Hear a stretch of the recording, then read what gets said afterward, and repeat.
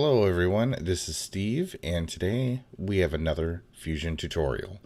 Today what I would like to show you is how to animate using a path. Now we're still going to use basic artwork in the 2D sort of environment of Fusion, not the 3D. But in here we're going to do a path animation. The previous tutorial I gave showed a title sequence, and it used two different kinds of animation. One that was sort of what we call programmatic, meaning it wasn't keyframe based, it just used some transforming logic of altering noise, seething, to create an animation effect.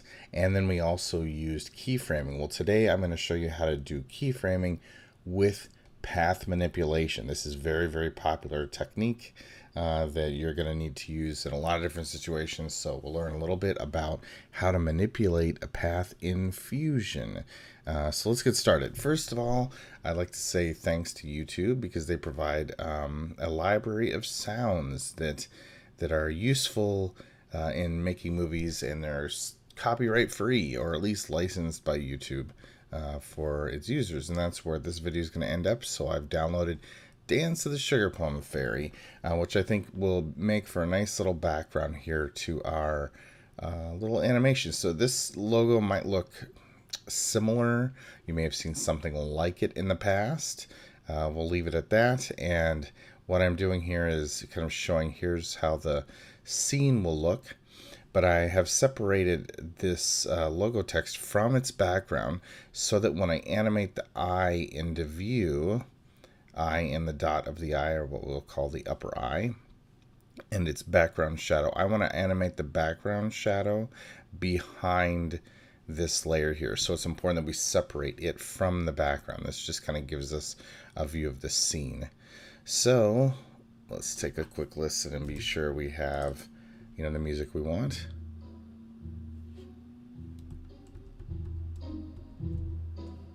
Sounds about right for a scene like that. So let's get started.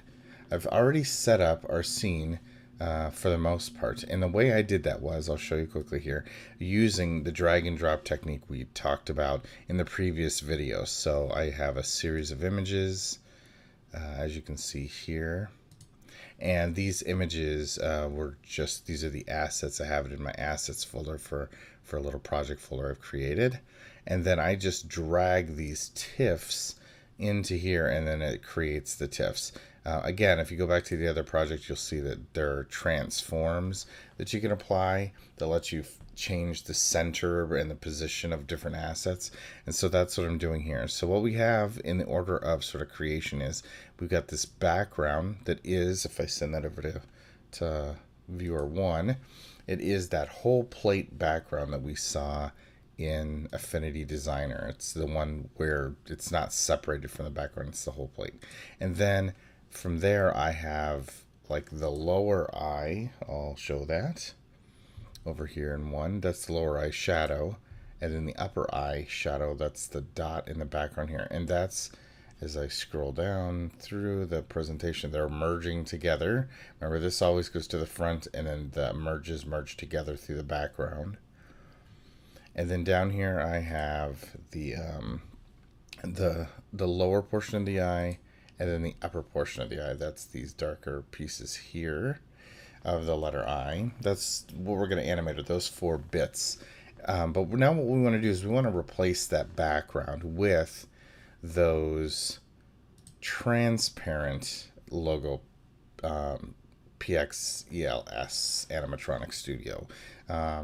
So the way we do that is I'm going to just drop that up here between the eye in the upper and lower, and then I want it to be here, and then I want the shadow pieces, which are these back here, to appear behind that text so that when we animate it, it animates behind it. So the way I'm going to do that is I'm just going to go down here, and again, I'll show you how I did this before. I just grab that Animatronic Studio TIFF that has transparency. I'm going to drop it in here. There we go. And then I need to add a merge to that. So that with that selected, I'm going to hit Shift Space, right merge. There we are. And now I want to merge, I want to separate these two, and I want to merge using a right click and a drag into this, and I want this to go into the background here. That breaks this, so I got to drag this with a right click and a drag over to it, and say put that in the foreground. And now I want to drag this with a right click and a drag down to here, and say connect it to the background of this merge. All of that matters so that we get the layout and order of things set up correctly. So now I want to move this into position so it lines up with this current background. And the best way to do that is I'm going to select this and I'm going to add a transform to it. So with this selected, it'll add it next in line. So select, shift space, I'm going to type merge, there it is. With it selected, I can up and down arrow to it and hit enter. That adds a merge. Whoops, that's not what I meant to do. You can always delete these by hitting just the backspace or delete key. So I really want to transform, right? Shift space, transform, arrow to it, hit enter. Now we have our transform. Now with the transform, I'm just going to start manipulating these arrows that lock us to the horizontal and vertical plane of movement, one per X or Y at a time. That's looking pretty good right there. So the question is, should I leave that background in place? Does it matter? Well, it kind of doesn't matter. We can leave it there. But let's have a little fun and let's remove the background here. So up here at the top, whoops, scrolling the wrong way. This is that background plate that we created to sort of let everything, to help me line everything up. And again, I had to, transform each of these so I could move the eye, upper, lower, upper shadow, lower shadow into position the way I wanted it. And now I really just want to delete this. And the best way to do that is to click it and hit the delete. Notice everything was blank now. What's going on? If I go on down to the bottom, we still have this selected, but the plate is gone, so that's really frustrating. So what I'm going to do is I'm going to go to the top here and we're going to add a new background to it. And the best way to do that is I'm going to say shift space. And what's the best way to get a background with a color in it? Well, let's just write the word background. How intuitive. Thank you, Fusion, that you made it that simple. So I just do that. Now I'm going to attach this to this with a right click and a drag and say background. And there we go. We got a background, but it's the wrong color. It's a background, not a background. And so we want a background that's white, not black. And so let's go over here to the picker and I'm going to change this to white.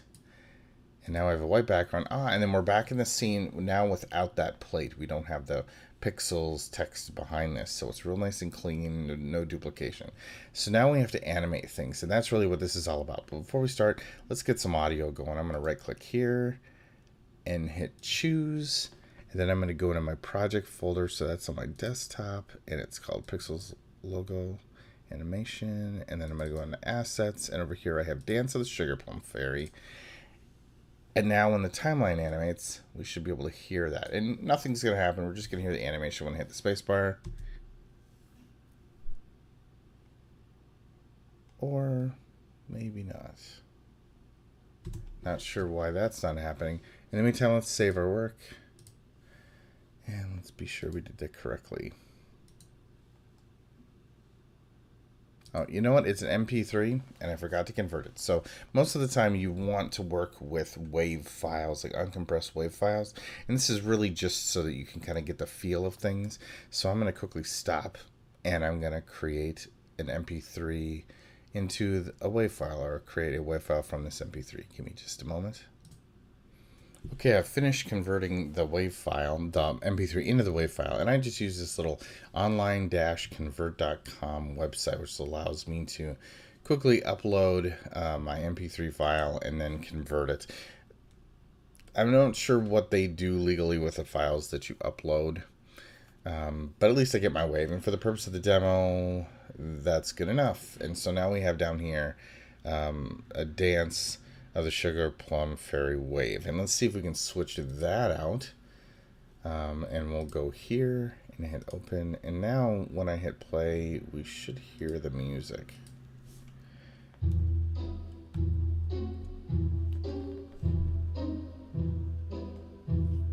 And that's kind of what we want. Great. And so now that we have a wave in place, the next question might be, how long do we want this to be? We're running at 30 frames a second. as you can recall, if I go up to File Preferences. And so the question is, at 30 frames a second, HD, how long do we want this to be? So let's plan that out for a quick moment. What I want every half a second something to happen in the animation. And I might want that music to play through a couple times. So let's listen to that again. Okay, let's watch the numbers and see when the music actually starts here. It starts about a second in. It hit about 30.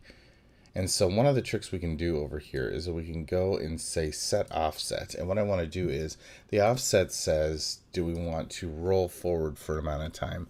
So I believe I can say I want to do about a half a second. Let's see if, that was actually should have been a number of frames.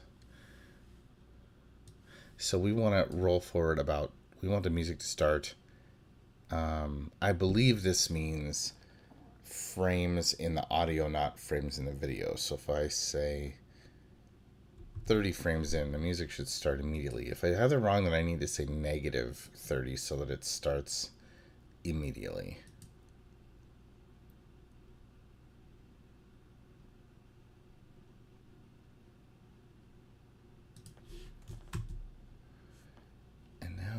Playback has just become completely dodgy, so we're going to reset that.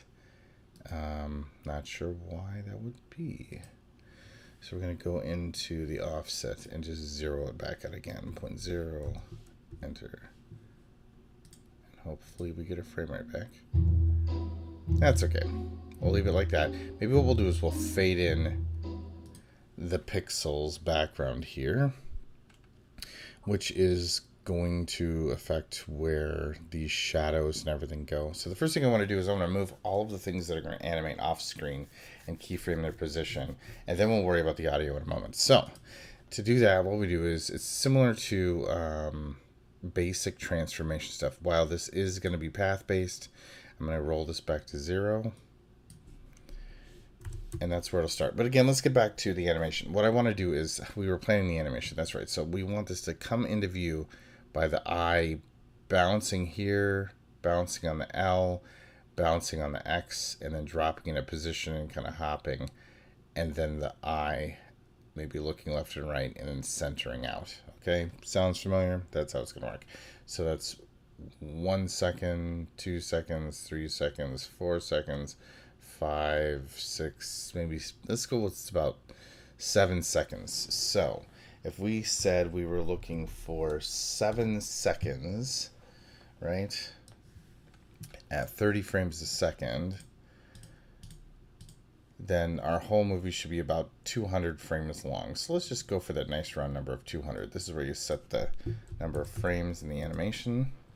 And then let's start working on our animation here by first moving everything off screen. So I'm going to pause. I'm going to do one, then I'll pause it and get all of these animated bits off screen.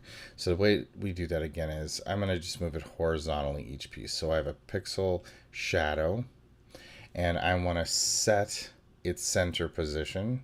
So to activate that for animation, you double click next to the property you want to animate, and then you just start moving it off screen. There we go. And then now we should have a keyframe. So if I move forward in the timeline, you'll see there's a vertical green line there for that.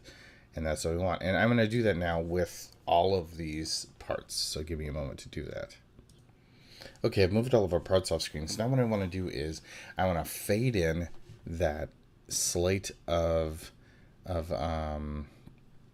imagery here for the logo that is going to be fixed on the stage, and I want that to go from invisible to visible in the first 30 frames, which should be the first second, so it'll appear and then the music begins, right? So with that in mind, I'm going to grab this, I'm going to actually click on the transform, and let's see if we can't, maybe should we slide it in? What should we do to it? I think we can I mess with the opacity here? See, I know we can mess with opacity with certain items. I don't see it here. And I'm not seeing it here. Let's find that quickly. Okay, the trick seems to be what we want to do is in this pixels layer where I have the letters, to make it disappear, what I'm going to do is I'm going to add, after my transform, a brightness and contrast filter. So I'm going to add that. And then basically from the start, or rather right near 30, I'm going to make this go pretty fast. I'm going to set a keyframe here on gain. Okay, but then I really want this to be at 0. And then right at 30, I want this to become 1 again. And what that will do is that'll have the effect of making that layer fade and disappear. That's what it's supposed to do. Not sure why it didn't just do that.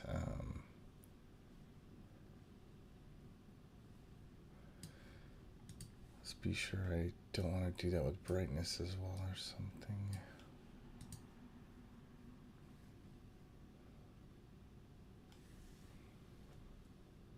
Actually, we're going to do that a different way. This is the way that most people say to do it. For some reason, it's not working. Oh, it's because I didn't have alpha turned on. Okay, so now it should appear suddenly through a little bit of a transition. It's almost instant, though. I have a feeling that's because of the alpha already in the image. So again, if I back this up, I'm going to save our work so far. I'm going to back this up and play that through.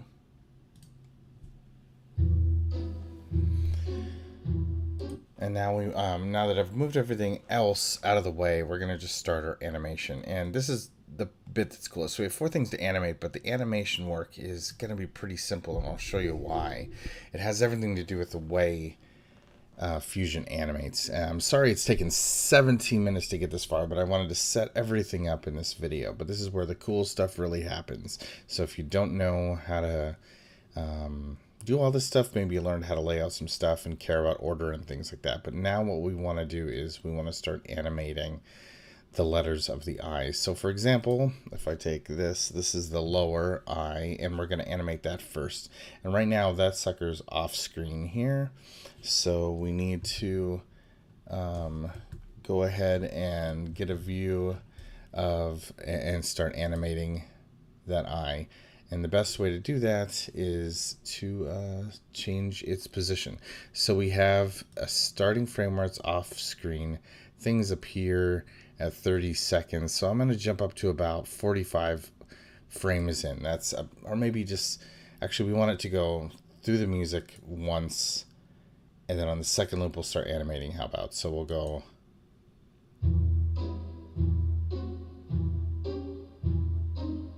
And then that's when it should start jumping along or something like that. So we're going to need to double this right now to 400 frames. And it's non-destructive, so it really doesn't matter. It does not matter. And so we'll go, let's try that again.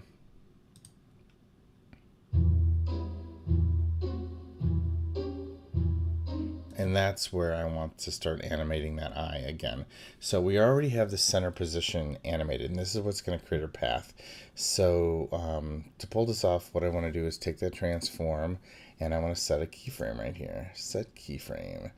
There we go, for the transformation of the eye. And then I want to now say where I want it to go. So I'm going to have the eye go 1 second, 2 seconds, 3 seconds, 4 seconds. So again, 4 times 30 is 120. So 120 from here is around 200, right? 120, it's, yeah.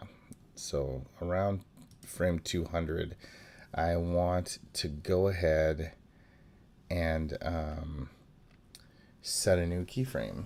And the way I'm going to do that is I'm going to move the eye transform, which I can't see at the moment, so we're going to go down to like 25%. There we go. And mind you, we're on center here, so I'm going to slide it all the way into position.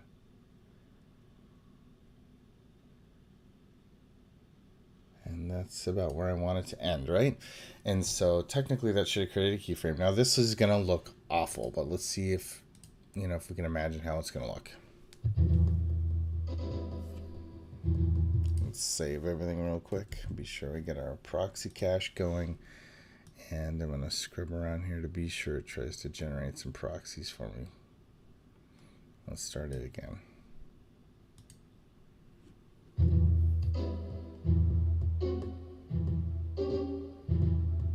I should start animating and get to 200. Okay. And so now I'm going to extend this to 400 as well, so we get our full view and the movie at 400 frames.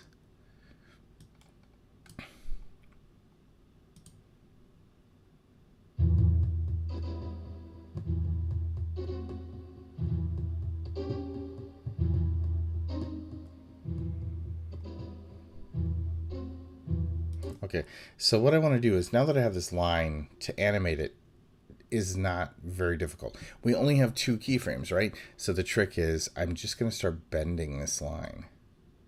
So that's going to be one point it goes to. I'm going to grab this and say this is another point we hop to.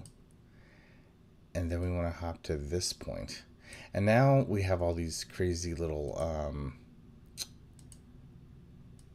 nodes here where we can start to bend things around and get it to look the way we want it to. It's not quite what I meant to do there. But grab this and hold Alt. I can alter that line shape. So this should look like it's hopping over here. And then if I select this, I can say it's hopping over the S. I'm holding Alt while I do this again, while I have these selected, so that I can manipulate them independently. Now I'm holding Control rather. I'm not sure what that is on a Mac. And hold Control to alter the next bounce point. I'm going to lower the bounce as I go, like it's losing a little strength and momentum here. So I need this bounce a little higher than the previous bounce. And this one a little lower. And this one a little higher. Actually, we'll have it kind of like be a low bounce and then a hard bounce and a little bounce.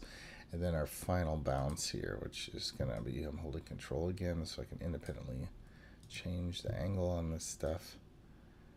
And we'll have them drop right into position like that.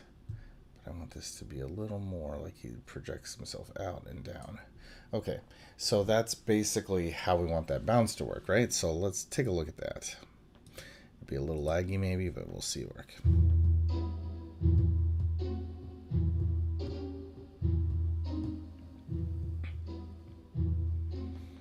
Yeah, it looks familiar, right? Now we can change these endpoints and sort of move them in time so that it's so the endpoint here is further over and it takes more time to kind of make this bounce. Because right now I think it's, are we doing it all between these 2 nodes?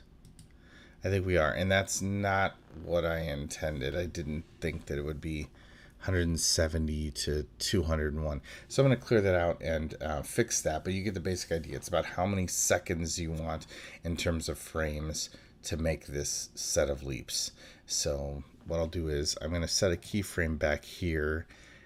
We want it to end at 200. The music stops around where?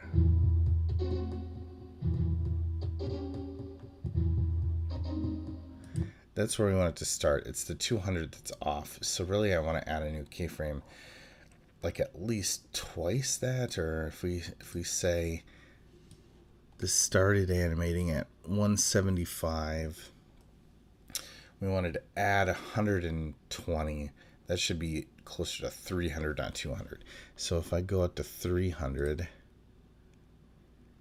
and add a keyframe, which is going to be what it is here, and then I can go back here, and I showed this in the previous video. We can right click in that space and say remove keyframe.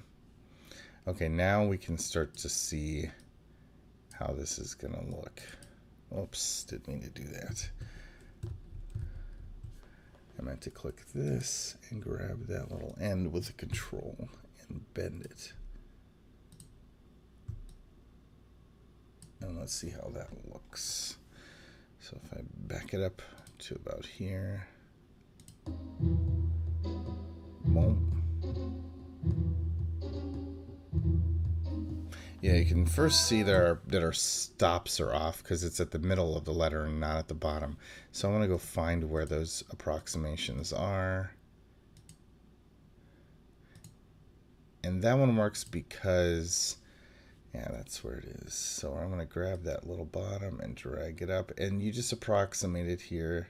You can set individual keyframes if you want precision. But I'm just going to scrub the timeline until I find those moments and then adjust them. There's that one. So I'm going to grab the upper arrow and bring it up so that it lands on top. There's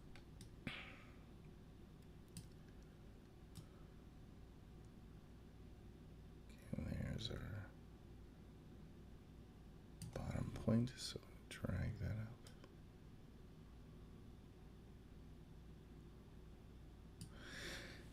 And now it should look pretty good.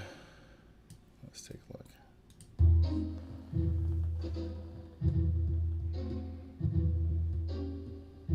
Actually, it added keyframes there, which I didn't mean for it to do. I meant to adjust the bottom dots. And so what I'm going to do to alter that now is pause this and grab those bottom points and drag them up.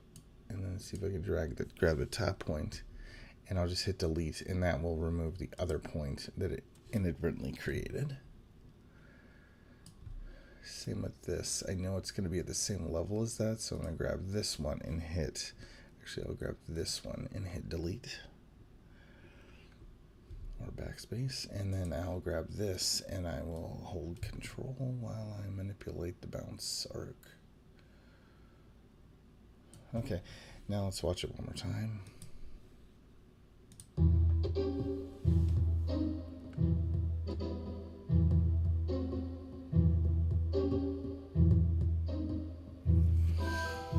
Okay, so now what we want to do is, now that we have that bounce working the way we want it to work, and we're at currently 27 minutes here of video, what I want to recommend is you need to learn also how to do the compression. So when something jumps, it might have angle and compression, right? And so that's where you just start fiddling with those animation bits. So if it's coming in like this, it's not going to come straight down.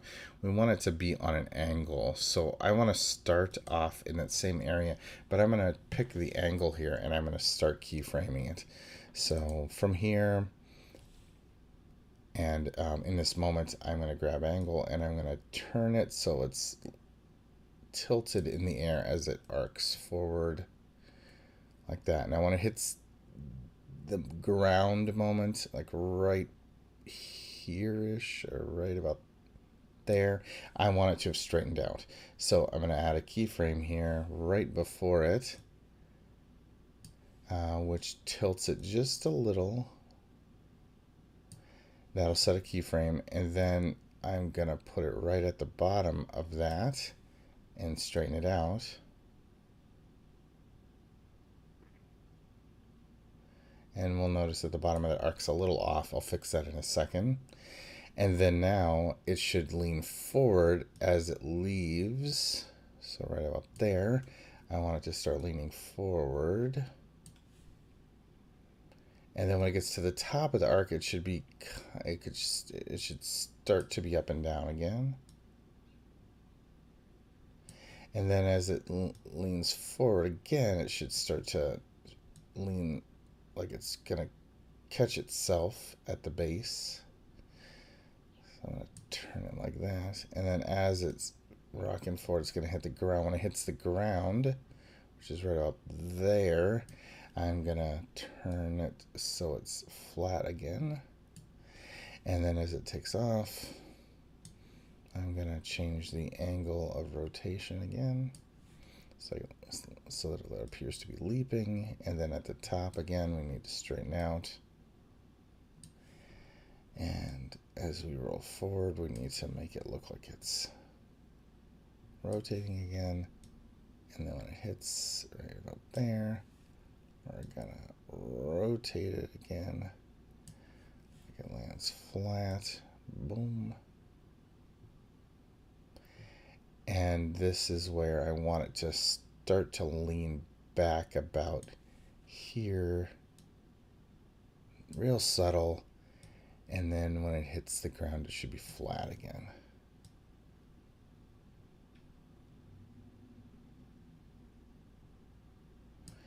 And I'm just going to set this directly to 0. Okay, so now when I play scrub through this, it should look like it's kind of hopping along. And that's the start. But the next thing we want to do is so the bend, the angle bend looks more like a natural jump. Let's fix this while we're here. Grab that. It needs to be just a smidge higher. There we go. And so now if I grab the town line again and start moving it, it'll look like it'll hit the ground, jump, hit, jump, hit, jump, land. And that land looks, nope, that land's just exactly right. So now what I want to do is as I'm about to hit the ground, when it hits the ground, it should compress. This is going to alter how low we need to go. So it should look like it's going to create inertia to jump again. And we're going to do that with the aspect ratio. So again, I set this to sort of compress. And it immediately sets a keyframe. So now I want to carefully move like 1 pixel forward. And with 1 pixel forward, I'm going to crush that aspect ratio, which makes it look like it's going to jump. And when it takes off, I want it just a few seconds later to stretch out beyond, whoops, wrong thing, beyond its aspect ratio, like it's stretching to leap. But when it gets to the top of that arc, I want it to go back to normal. So right about here, which is good. I'll send it back to 1. So again, when it bounces through, it should look like it kind of stretches to jump, like boring. And then again, here it's going to hit. When it hits, I want it to stretch again. So I'm going to change the aspect ratio right before it to 1, again, by setting a keyframe, because I don't want it to start the animation of compressing until it starts to jump. So in the next frame, this is where it should start to crush down to jump. And again, we're going to have to lower that contact point in a second. And then when he takes off, he should be stretching out, but this time just barely past 1. And then at the top of its arc again, we want to return him to 1. Okay, and while I'm here, I'm going to just grab this and lower it ever so slightly, and then we'll go back and check here if it looks like it contacts at the right point. Seems to, so it crushes and jumps. And here again, we're almost to the contact point. There's the contact point. So right before it, I'm going to set a keyframe of the aspect ratio so it doesn't start animating the difference until the next frame. And in this frame, we want to crush that aspect ratio. Pretty good. And then we're going to have it go a couple frames forward and look like he leaps. So it stretches. And I think I'm going to make the angle turn just a little bit more. And then at the top of that arc again, we will bring them back to the right size. Right here, back to 1.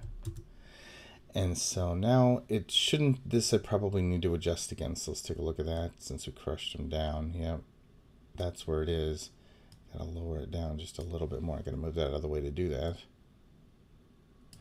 Let's see if that looks right. Yeah, pretty good. Oh, no.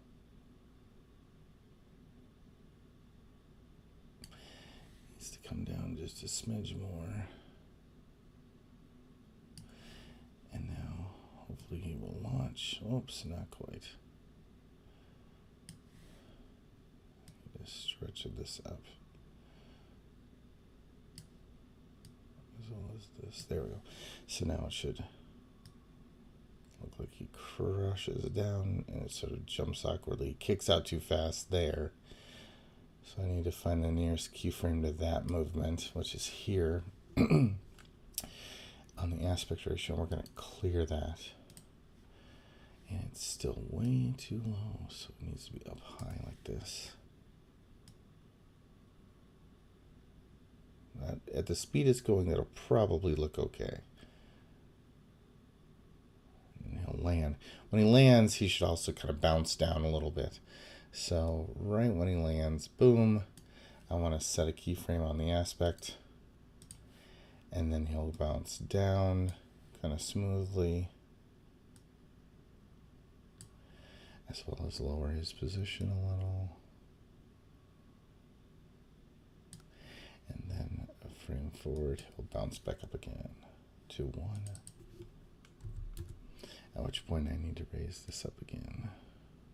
Okay, so let's see how that looks. So a lot of hopping. Now it looks like there's bouncing and hopping. And now we would work on how we want it to look with having added the dot. And what I'm going to do with the dot on top of it is I'm going to just make the dot kind of, every time it compresses, it's going to bounce. It's going to change how close it is to the bottom half of the eye as it bounces. And I'll show you how that looks, but I'm going to do it and then we'll come back. Okay, so now that I've finished rounding out all of the animation, again, I've animated the lowers, the uppers, I animated the transparency using brightness contrast, fiddling with gain to make it appear and disappear at the start.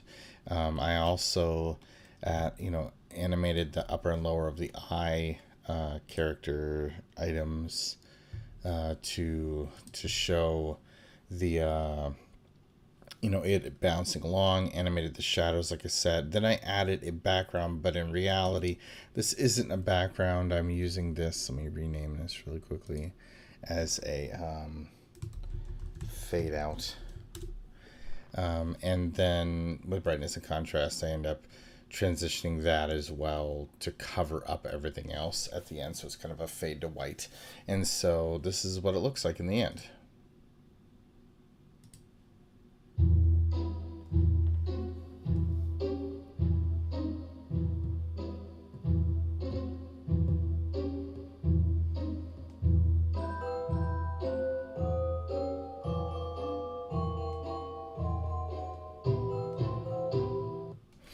And so then I went ahead and rendered it for us so that we could see, what that would look like rendered. Close this here. And then here's our little movie rendered. Let me find which one it went to. I might have put it in, the parent folder. So here's our rendered version.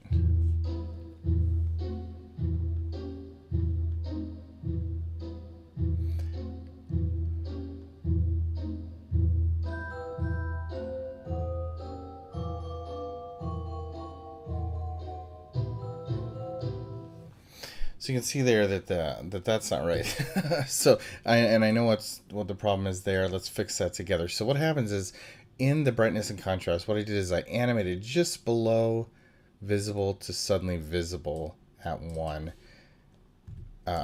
for that white background, and that wasn't right. And so if I go all the way back to clearing, I'm going to take this keyframe here, and instead I'm going to set it all the way to 0, which basically knocks the fade out completely out of view, right? It just doesn't look right here because now that I've reset that keyframe value, set key, and then I jump forward to where it should fade in to white, it should be set to 1. But even though that looks like it's like, if I fiddle with that gain control, as you can see here, it looks like it just suddenly appears right at the end. What we're not seeing is we're not seeing the full effect of that gain control. So again, I'm going to set this to 1 right there.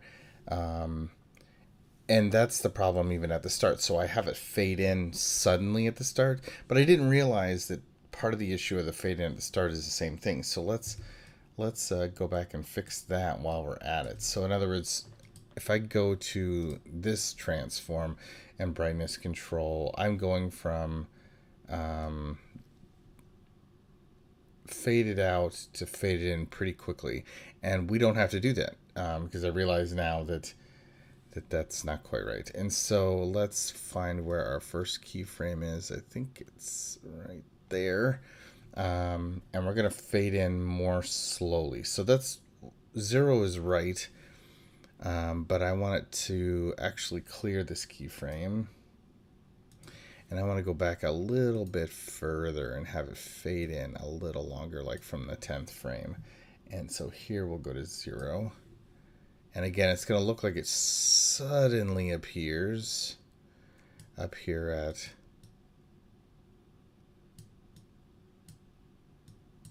the 1. But it should be okay. And why it's there, it's appearing suddenly. And I'm wondering if I've done that incorrectly. That's animate the right thing. So let's we'll go back to the brightness again. Why it's appearing up here in 70 and not back here, I'm not sure. But it should, that gain should make it appear correctly right there. And not all the way up here where it seems to think there's a keyframe. So let's look at the transforms. I just want to be sure I'm not animating anything else inadvertently, like blends or something like that for the merge, because that's another way to do this, is to animate the blend, and there doesn't seem to be any other animation. So let's just render this again.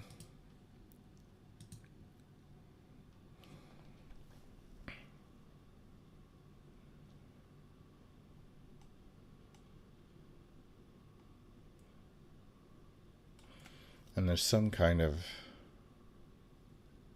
render value I'm not getting right on that one. I'm not sure what that is.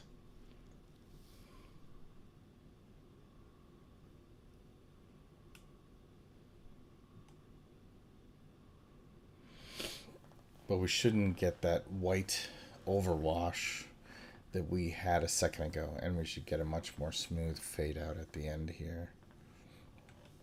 And you notice that not all of this lines up perfectly. I didn't take the time to do it perfectly. It took about 15 minutes to just kind of round out this animation. Another thing I could have done is add another little white circle in the middle of that black circle to kind of imply the iris of that eye, and off-centered it to the left and the right as it turns, so it kind of looked like a 3D eyeball looking to the left and looking to the right a little more. That would have been another clever thing to do. But I'm just going to show you what we've got so far, and we'll call it good for a demo.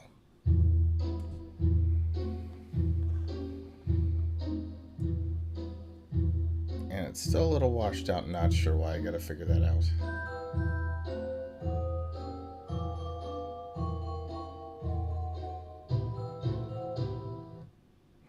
And there we go. So now you've seen how this works and what it takes to do 3D animations, or rather 2D simple animations, using,